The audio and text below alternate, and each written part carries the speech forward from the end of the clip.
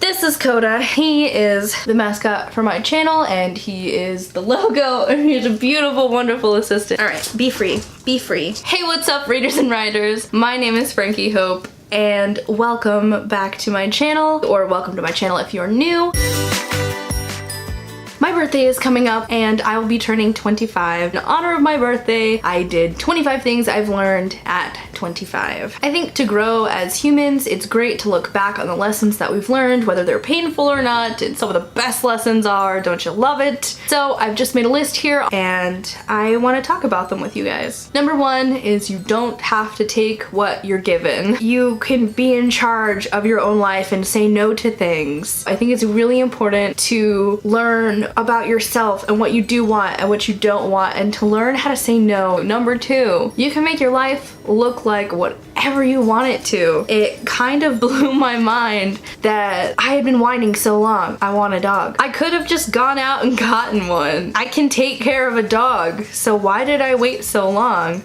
Number three is set goals to motivate yourself. Instead of being reactionary, I want to be aggressive with my life and to really take control and be proactive. And so I like to set goals, and maybe I have a big goal and a bunch of little goals to reach along the way, but that is how I find that I am proactive about my life and really take the reins and make my life look like what I want it to. Number four, kind of a no-brainer, but it turns out that you have more time for those goals if you stop watching TV and get on social media so much. I could be using that time to work on my novel. There's only so many hours in the day, but if you want to reach your goals and get stuff done, you have to learn how to prioritize your life. Number six is definitely self-care. Sorry, Coda is chewing on a blue snake. It's squeaking. So self-care goal number six, take showers at night. When I go to bed clean, I am happy, I fall asleep better, and then I wake up and I have an extra half hour in the morning because I don't have to shower again. Which leads me to number seven, get enough sleep. I have so much FOMO and I always want to do things and go out with people, but it turns out that being an adult means that I have a job I need sleep for.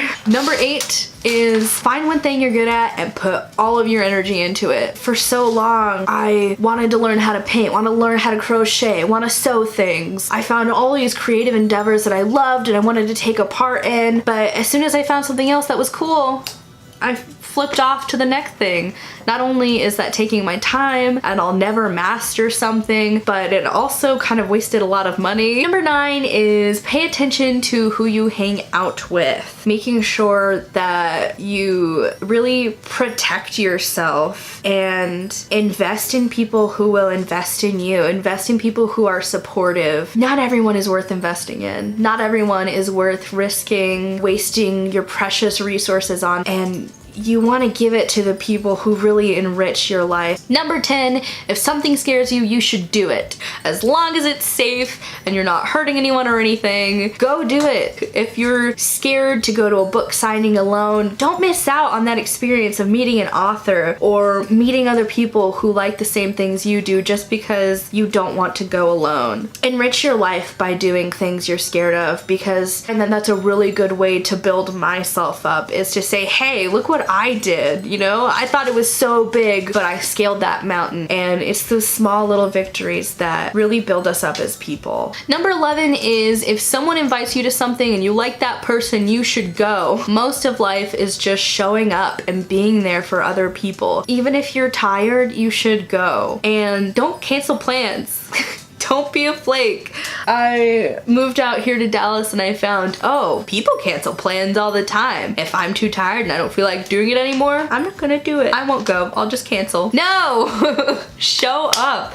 Be there for people like you want them to be there for you. Which really ties into number 12. If you have good friends, really hold on to them and make sure that you're there for them and you support them in a way that you would want to be supported. And make sure that you're nourishing those relationships with people because they're important. They're the relationships that are going to get you through hard times. They're the relationships that are going to celebrate with all your successes with you. They won't be there forever.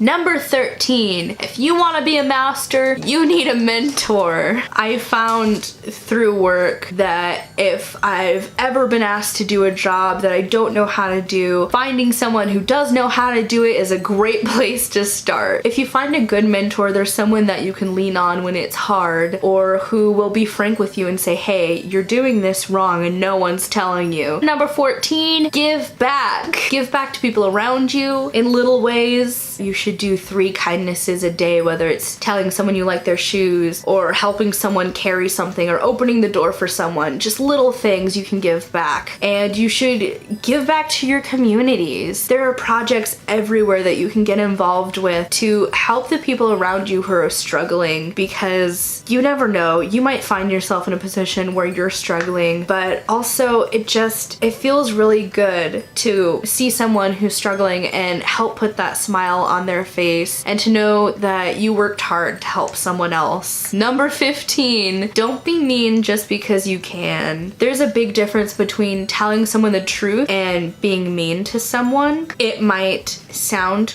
true, but it could also just be your perception of a situation that's making it so mean. Saying something you know you can get away with really takes you to a bad place that you don't want to make a habit, and I think it's better to make a habit of uplifting people and uplifting yourself as well. Number 16, I know you can hear the squeaking in the background. Animals feed your soul. There are so many studies and statistics about the benefits of having a pet in your life, and maybe not everyone is in a place where they can have a pet, which I'll get to that in a minute, but here's the blue snake. They always put a smile on your face. They're always happy to see you. There's just something about a tiny, cute, fluffy puppy face that makes the world better. Maybe you're not in a place for an animal. There are so many places you can volunteer to hang out with animals who also don't have people. Number 17 is kind of interesting. Your friends won't always look like what you think they would. I think growing up, we get used to this culture of sameness. And so when you go out into the world, you think that your friends will also stay in that same pod that you grew up with.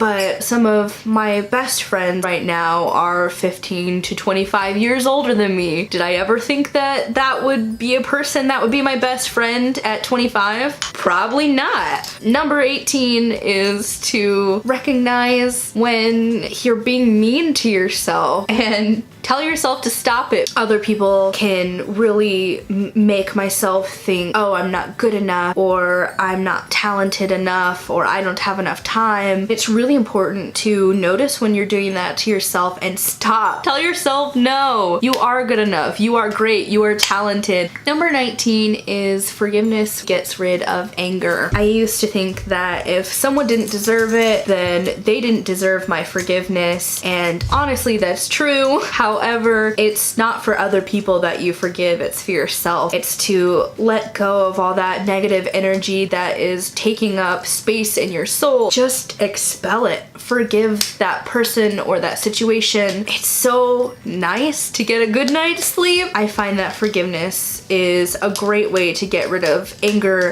and hurt, even when other people don't deserve it. Number 20 is you cannot control other people's actions, but you can control your own. We can't control how we are perceived by others and how our actions are perceived by others, and just recognizing that other people have come from different places and backgrounds and perceive things differently can really help mend communication. Number 21, don't worry if you're a good match for a job. Worry if that job is a good match for you. I used to go into job interviews worried about that company and how I could market my skills to make sure that I was the best match for that company, and I would do so much research, and it is good to do research for companies. Just keep that in mind. But what's most important is to think about what you're looking for. What makes you happy? Make sure that things are a good fit for you, not the other way around. Number 22 is be a global citizen. Not only get active in your community, but also know what's going on in the world. Know how other people think. Get to know other cultures and how other people live, and really be a part of this planet that you live on. It grows your ideas and it grows your own perception. Number 23 is good things take time. It's worth it to wait for them. One of my biggest goals was to get my bachelor's and make sure that I was educated and I could take care of myself financially and be responsible for myself if anything were to happen. It was really important to me, and there were a lot of things I could have done to go around that goal, to mess up that goal, to not reach that goal, but it was important to me to take all those years for my education and make it through so that I could meet that goal, because I knew that I was setting myself up for the future. I was setting myself up to have a successful life, and the next 4 to 8 years of my life would determine the next 40 to 80 years of my life. And so good things take time. Number 24 is another self-care thing, and you would think that it's super duh, but as someone who lives with chronic pain, I often ignore my body and don't listen to my body when it's telling me to stop and to slow down, because I do have things that slow me down and I can't do as much and go as fast and spend as much time doing things as other people. It's important to listen to your body, and even if your mind wants to keep up and your soul wants to keep up and you really want to keep going, it's actually kinder to yourself to stop and rest and listen to what you need. I left number 25 on my list open-ended because I think it's super important to learn and have something to grow on. Comment down below, tell me what you think. What are some things that you've learned, some life lessons that have changed your life down below. As always, thank you for watching, and I will see you next time.